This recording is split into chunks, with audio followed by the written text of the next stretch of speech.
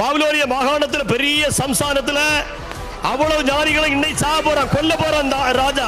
சொல்லலன்னா அதுக்கு தீர்வு எங்கிருந்து வருதுன்னு சொன்னா ராத்திரி ஜபத்துல வருது. அவ்வளவு இருக்கும் தீர்வு. ஹல்லேலூயா.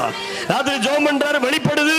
தானியேலே ராஜாவை காரியம் கொன்றாதையும் வெளிப்பட்டுட்டு நீர் கண்ட சொப்பனத்தில் சொன்ன உடனே அவன் என்ன தெரியுமா தேவகாத்திர தெரியுமா சொல்றான், பரலோகத்திலிருந்து ஒன்று கீழே இறங்கி வந்துட்டோன்னா நேபுகாத்நேச்சார் இல்லை, இந்தியாவில் உள்ள நேபுகாத்நேச்சாரை போல இல்லை. அந்த நேபுகாத்நேச்சாரை மாற்ற முடியாது.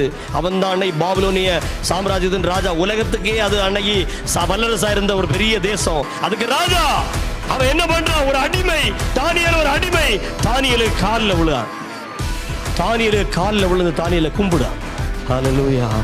ராத்திரி சொப்பனை வெளிப்பட்டது இல்லையா, வெளிப்பட்டது. அவருடைய பயம் மாறிட்டது. இப்ப அந்த வெளிப்பாட சொன்ன உடனே தானியேலுடைய காலில் விழுந்து தானியேலை கும்பிடான் பாருங்க ராஜா. பரலோகத்தின் தேவனே